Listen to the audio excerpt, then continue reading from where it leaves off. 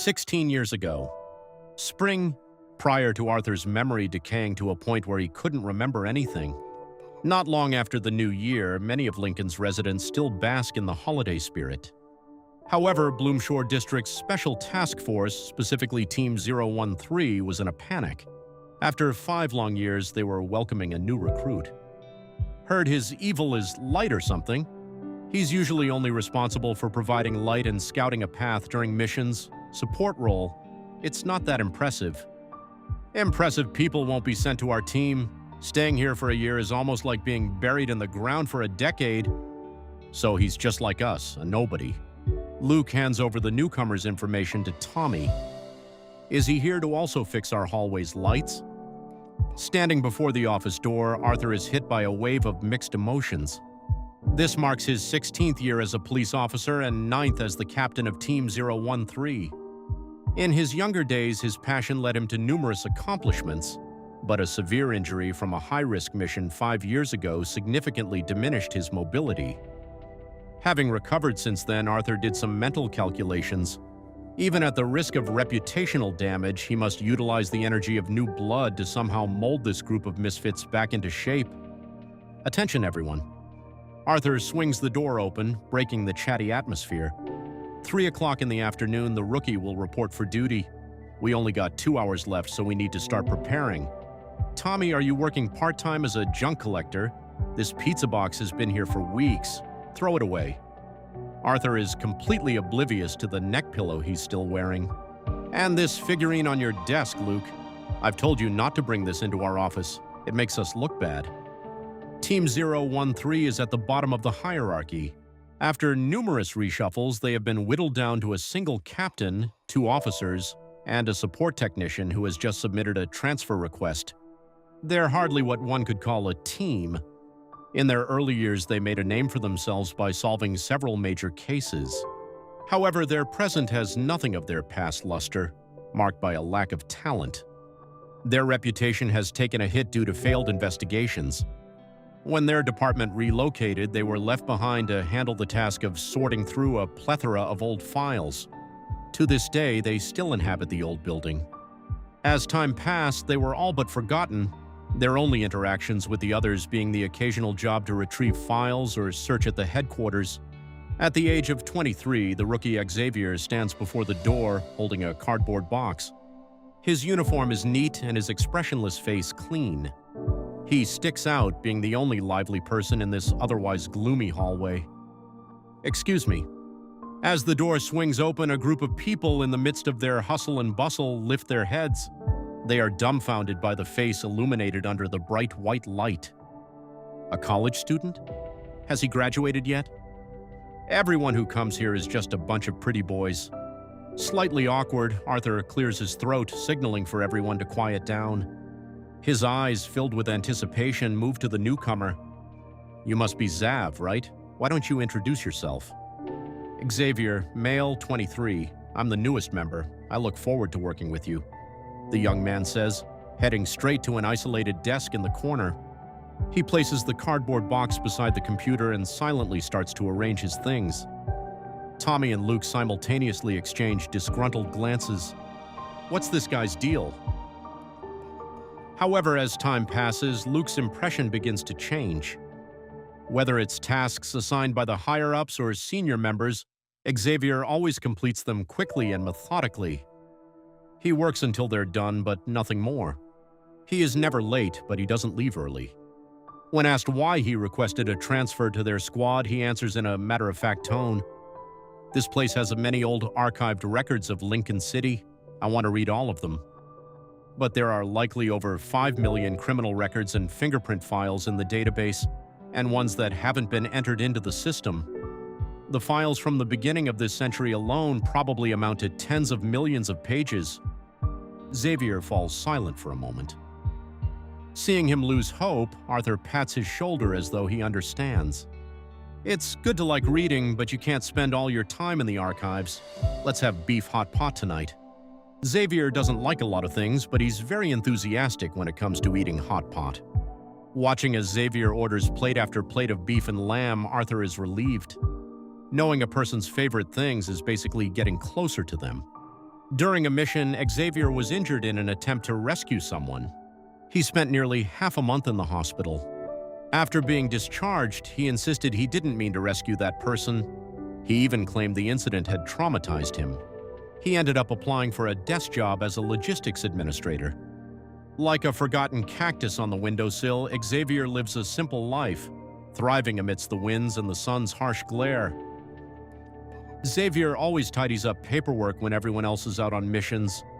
He helps Luke whenever the hallway lights are broken. Despite Xavier mostly keeping to himself, people find he's actually quite easy to get along with. His evil is even more useful. Sometimes, for reasons unknown, a flash of light causes the criminal they're chasing to unexpectedly drop to the ground. Our target this time is an old friend, Lawrence. Team 013 has its usual mission briefing. Silence hangs in the air for a moment before Arthur awkwardly clears his throat, pointing at the image on the whiteboard with a laser pen. You all know what he looks like. The Skyhaven boys learned Lawrence recently returned. Let's keep a close eye on him and proceed with caution. Lawrence made his fortune selling evil hallucinogens, distributing his supply to major entertainment venues in Lincoln City and Skyhaven. Whether he's smart or has someone else guiding him, they always arrive either too late to find him or the goods are gone. They can never catch him. Several of their meticulously planned operations were ruined, too. Just last month, Arthur was disheartened, declaring that if they failed again, it would be handed over to another team. Tommy understood this was a subtle hint from the higher-ups that Team 013 didn't need to continue existing. Our mission this time is rather unique, Arthur says, surveying the group. According to a reliable source, Lawrence will be at the newly opened Palace Bathhouse next month. The purpose of this meeting is to select an undercover agent. His eyes brim with anticipation. They are to disguise themselves as an employee. The goal is to approach the target. No one volunteers. They draw straws. As they all unfold the crumpled slips of paper, a collective sigh of relief is let out. Only Tommy speaks up, on the verge of tears at the sight of a little turtle on his slip. I would rather do anything else. That place is too dangerous. I haven't even fallen in love yet. Please don't make me go. Arthur glares at him with disappointment and frustration. You're uglier than a cow. You'd be seen as suspicious almost immediately. If you looked like Xavier. The room is silent. All eyes turn to Xavier, who is eating his noodles in the corner. Initially lost in thought, Xavier slowly raises his head, feeling many gazes on him. The city's most renowned entertainment district is a short 100-meter street, tightly ensconced by grand, imposing buildings. The alley behind it is narrow and seemingly endless, almost devoid of light. Here, those with shady businesses gather, their intentions silently understood. Deep in the night, a group of men in leopard print shirts and gleaming black shoes saunter on the pavement, spewing alcohol-laden obscenities. Streetlights illuminate job flyers plastered onto the walls, phone numbers mostly torn off. Among the group, a lanky young man with silver hair can be spotted in the distance. In a denim shirt and jeans, he leans against a lamppost, engrossed in the music from his headphones. A middle-aged man, cigarette hanging from his lips, approaches and sizes up the young man engrossed in his phone. High school student? College? Ah, an adult. What brings you here? The young man removes his headphones. I'm looking to make some quick cash. Do you know how? Wayne leads Xavier into a private room on the top floor of the Palace Bathhouse. As he pushes open the door, a middle-aged man in his 40s is seated in the farthest corner, pouring tea at a mahogany long table. This is the man in charge, Roman. Hello, Roman, Xavier says, following Wayne's lead in greeting. I'm Bob. Roman, looking like he's had a long stay in the underworld, scrutinizes Xavier. His gaze lingers. Just as Xavier begins to worry his identity might be exposed, the man abruptly stands. He pulls a book from the shelf behind him, flipping through the pages. Your name is too plain. It doesn't suit our palace. Roman says. He looks at Xavier. Christian. We'll call you Christian. The palace has only been open for a month, staffed by young people around the same age as Xavier. After receiving his uniform and work badge, Xavier promptly completes his onboarding. The moment he finishes, his supervisor urges him to clock in. Where's Alexander? The supervisor anxiously scans the area. What, a stomachache? Then who will go to Fontainebleau? Roman said he wanted to show this batch to Lawrence. Xavier willingly raises his hand. I can go, sir. You're the newcomer, aren't you? The supervisor sizes up the young man. Realizing he doesn't have a better solution at the moment, he nods. Lawrence is here to discuss business with our boss today, so mind your words. The supervisor, watching Xavier leave, mutters to himself. Such a handsome fellow. It's a pity he's dealing with this. Xavier arrives at the private room, Fontainebleau. 2 bodyguards stand at the door, only allowing him to enter after a thorough search. As Xavier steps inside, a client is already lying on the massage bed. He pushes the tool cart to the side of the bed, simultaneously retrieving the essential oil and slipping on gloves. Hello, is this your first time here? Could I interest you in a membership? Hands press onto the man's spine. The 3rd vertebra, 5th. By the time they reach the 7th, a strong pressure causes Lawrence to almost scream from the pain. As he tries to lift his head, he realizes he's being held down. He can't move. Where's your supply? Who are you? Lawrence gasps. Let go of me, help, ouch. Someone breaks through the door, and a group of guards instantly appear at the entrance. Xavier looks at them and releases Lawrence. Don't you know whose turf this is? Lawrence snatches a gun from one of his men. The others also raise their weapons, all pointed at Xavier. He slowly removes his gloves, leaving everyone unsure of his next move. For a moment, no one moves. Without even seeing Xavier move, some of the men are knocked down by a sudden burst of light. The young man holds a sword seemingly forged from moonlight itself. By the time Lawrence comes back to his senses, all of the men around him have been taken down. Xavier walks up to the man, kicks him, then uses the sword to lift his chin. Can we talk?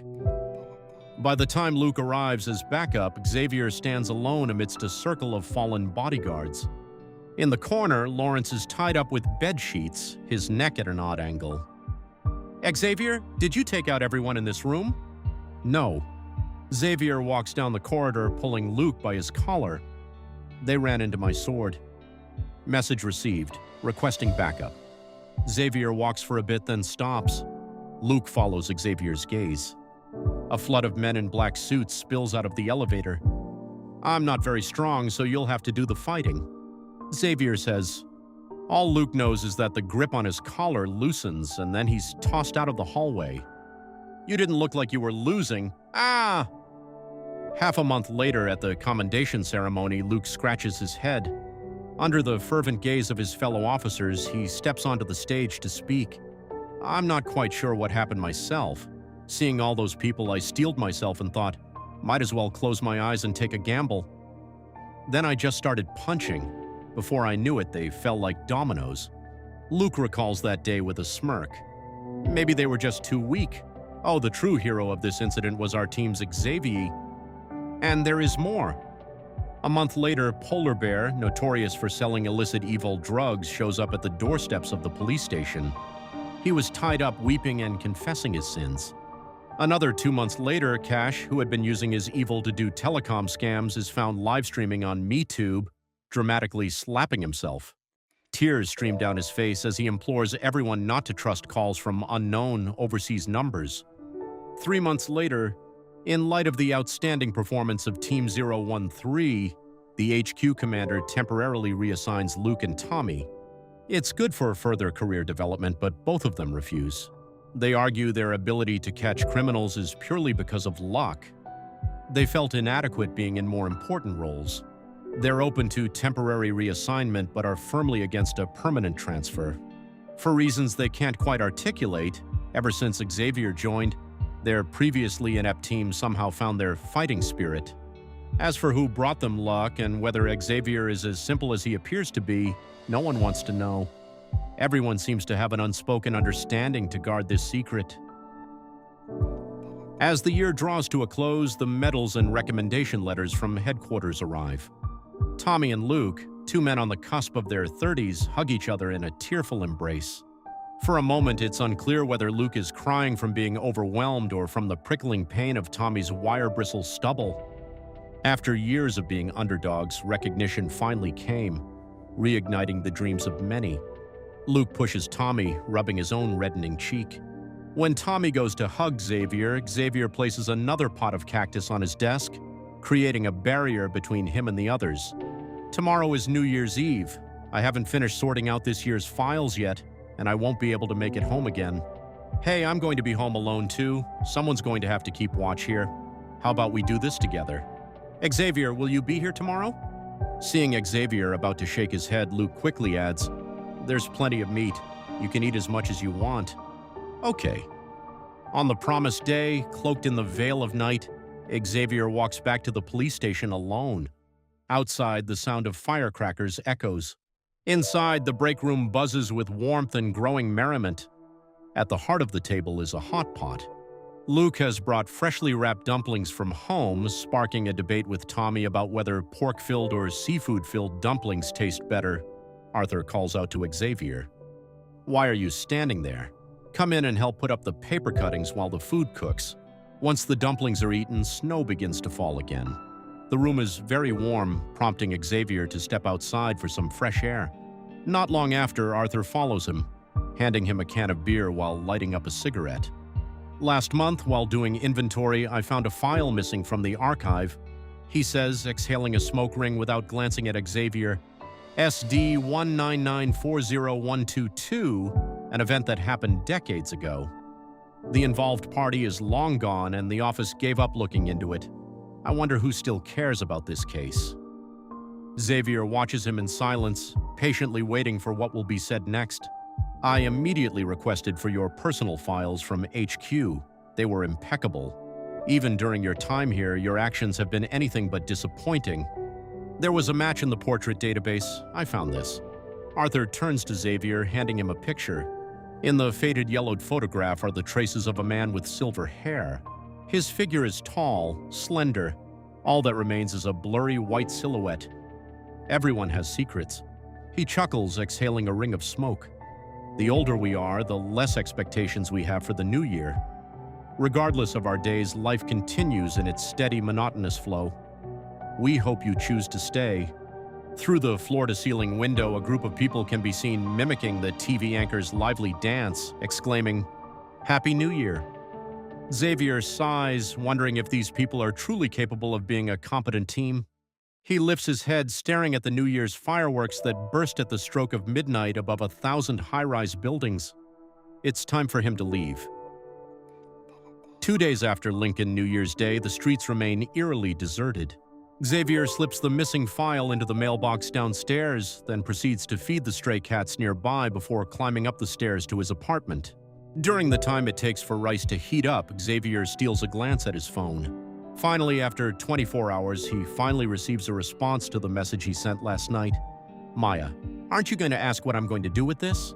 Xavier had told him to come to his house to pick up the file. Xavier, that's her business. There is silence on the other end. The typing indicator appears and disappears again and again. Xavier stares at his phone, waiting.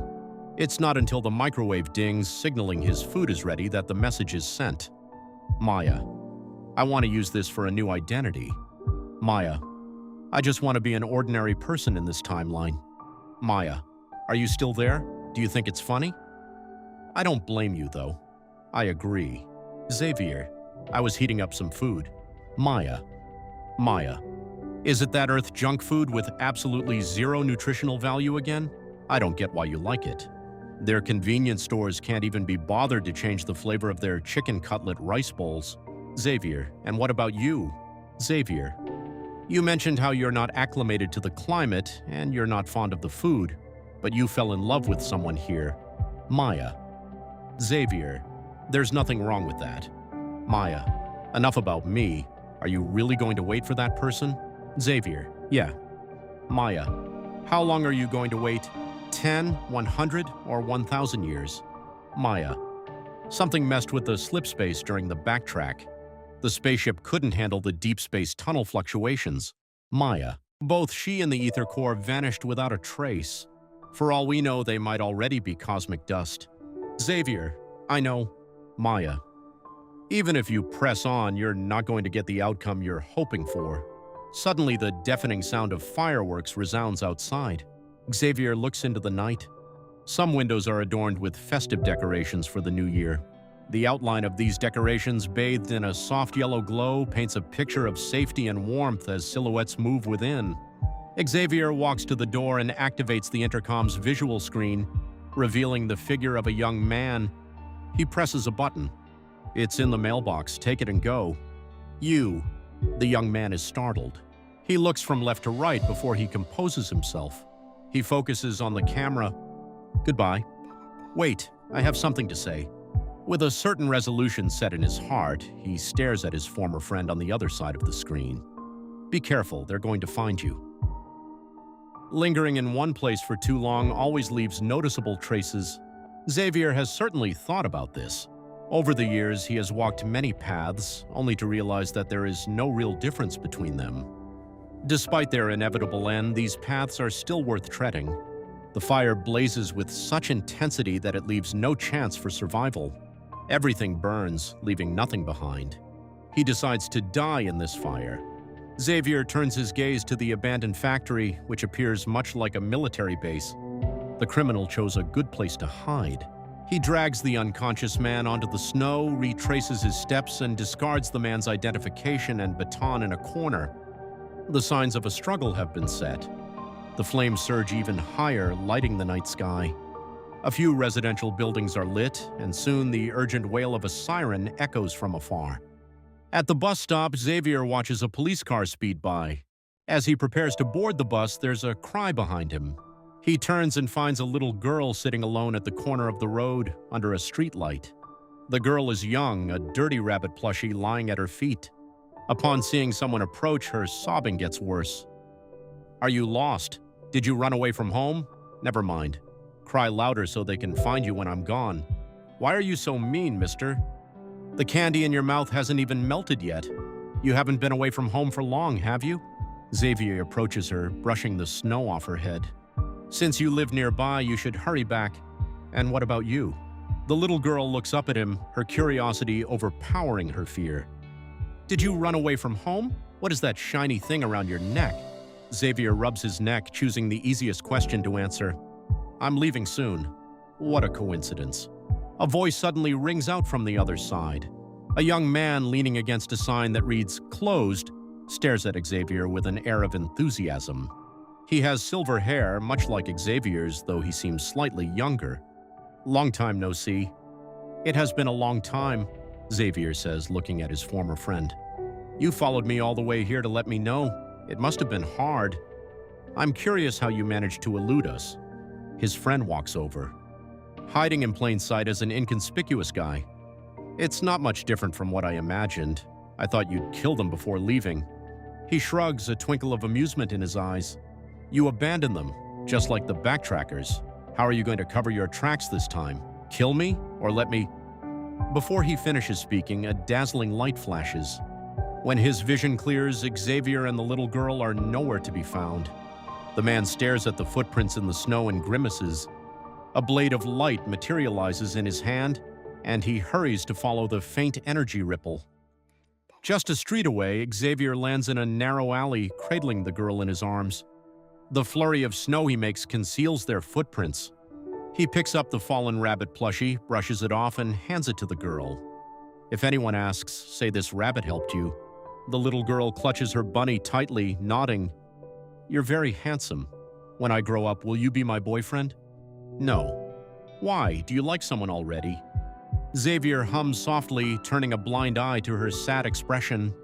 He hurries out of the alley. I'm leaving now. You can watch the shooting stars later. The surrounding light gradually converges in the palm of his hand. The streetlight nearby, the searchlight in the distance, and the light from every window of the surrounding skyscrapers suddenly go out, and even the moonlight dims. The city is plunged into darkness. The sound of footsteps stops, then draws closer. Xavier opens his eyes, but he doesn't turn to face the person behind him. Instead, he gazes at the sky. You've never managed to beat me in the past. Things are different. Besides, the teachers at the academy will only teach the best of the best. It's too dark, so much so that the young man named Isaiah can barely make out Xavier's silhouette. His position can only be discerned through the sound of his voice. You can guess how I'll erase our traces. Suddenly, the darkened sky illuminates. Radiant light engulfs the two. Clusters of light streak across the sky like countless shooting stars, each shining brightly. The light bathes the city hall, illuminating every tree lining the streets, and in an instant, the entire city is as bright as day. "Sweetheart, what are you doing here? You had me worried sick." The girl holds her breath, clutching the rabbit plushie in her arms tightly and staring at the sky. A young woman, tears streaming down her face, hugs her. The girl's eyes light up with excitement as she exclaims, "Mom, a very handsome guy saved me." Arthur is jolted awake by an urgent phone call. An explosion has occurred at an abandoned factory in the southern part of Lincoln City, where strong traces of evil have been detected. An anonymous tip claims to have spotted the silhouette of the S-rank fugitive Greyhawk. By the time he arrives at the scene, the factory, enveloped in raging flames, has been burnt to a crisp. As for Greyhawk, he is currently lying shivering in the snow, on the verge of being frozen to death. Arthur has a bad feeling about this. Turning to his colleague who arrived earlier than him, he asks, "What happened?" "What's that guy from your team called? Silver hair, kinda young, doesn't smile much, keeps to himself?" The officer ponders for a moment. "Is it Xavier?" Arthur nods, a sense of foreboding creeping into his heart. He was trapped inside. His colleague's voice suddenly falls to a whisper, his gaze fixed on the raging fire. He couldn't get out. The entire city is blanketed in pristine silver, devoid of any sound. The heavy snowfall ceased by dawn, leaving only sporadic snowflakes to flutter onto Xavier's face. The fresh, crisp snow crunches under his boots, each step becoming more heavy than the last. By the time he reaches his home, he can only lean against the wall and slowly sink to the ground. After such a long journey, it's time for a good night's sleep. During that winter, everyone talked not only about New Year's resolutions, but also about the shooting stars that suddenly appeared after the abrupt plunge into darkness. Some speculated it was an explosion of a neutron star millions of light years away. Others suggested it was a reconnaissance aircraft from a neighboring country being destroyed or a new type of biological weapon. A day later, a team conducts a thorough search of the factory. Eventually, in an abandoned partition on the third floor, they find a police gun designated ST-1101 and some remaining identification documents. Xavier, 23, served in the Bloomshore Special Task Force of Lincoln City. In the winter of 2033, he honorably sacrificed himself during his solo mission to apprehend the wanted criminal Greyhawk. In the year 2045, spring arrives. The day before New Year's Eve, Xavier finds himself in a cemetery on the city outskirts. Despite the passage of time, the disaster from 11 years ago failed to ravage this place. The sun, however, has bleached the granite tombstones white, and the details of the deceased have been obscured by grass and blossoms. But in line with the Special Task Force's customary confidentiality, the tombstones bear no pictures or names, only birth and death years and a string of special police numbers. Initially, Xavier only remembered ST-1101. As the years passed, many people appeared. Some were old friends, while others were strangers. Some he had spoken to, and others he had merely encountered once before. He didn't visit often, but whenever he did, there were always flowers placed on the grave. He remembers the month just after his death. The turnout at his funeral was not large, yet inexplicably, everyone was crying. Luke, removing his glasses, was sobbing, snot running down his nose. Tommy, embracing Arthur, wailed loudly. Even Arthur subtly wiped the corner of his reddened eyes, though he turned his head away. It's a peculiar feeling, as if part of his life is buried beneath the tombstone despite it being empty. It's not the absurdity of being taken by death, but rather the unfamiliarity of being remembered for the first time by those who should not remember him. It's like a traveler, after many years, returns to the place from which he departed, only to discover someone is still gazing at the spot where he vanished. Happy New Year! The florist takes the money and hands him the flowers. Xavier collects his thoughts, expresses his gratitude, and also wishes him a Happy New Year. Within the cemetery, Xavier gently places flowers on the graves of those he respectfully refers to as neighbors. A young girl hurriedly wheels an elderly man past him. "You always keep saying that. Luke this, Tommy that. Oh, and your beloved rookie, Xav." Upon hearing his name, Xavier turns around. He sees the elderly man in the wheelchair point at him, his hand trembling. "Isn't that Xavier? That's Xavier." The girl pauses, her gaze meeting Xavier's. She gives him an apologetic smile. "I'm sorry, my grandpa is old. He confuses people when he's not lucid." Xavier shakes his head. "It's all right." He doesn't say much, and the girl doesn't follow up. She simply leans in to whisper something into the old man's ear. Her voice is barely audible, but he hears her say, "Here for the same reason we are." The girl stops Xavier from leaving, smiling. "Excuse me, are you a relative of a police officer? Can I take your picture with my grandpa?" Xavier turns his gaze to the elderly man in the wheelchair and nods. He wheels the old man to the edge of the cemetery beneath a lone pine tree. As the setting sun disappears, the overlapping shadows of the tree and the people dance upon the aged white brick wall. "I may be old, but my memory isn't as frail as you might think," the elderly man in the wheelchair says slowly. "Long time no see. Long time no see. Don't worry, I won't remember you for long." He laughs and coughs, gasping for breath several times. "In a few more years, when people ask about Xavier, I'll have forgotten about you." Not far away, the young girl raises her hand, flashing an OK sign. "Ready? Say cheese. 3, 2, 1. The camera clicks. After many years, he finally leaves a bit of himself in someone else's story. "Do you want a copy?" Xavier shakes his head. "All right then, Happy New Year," the girl says. She waves him goodbye and leaves with the old man. Xavier also smiles. "Happy New Year."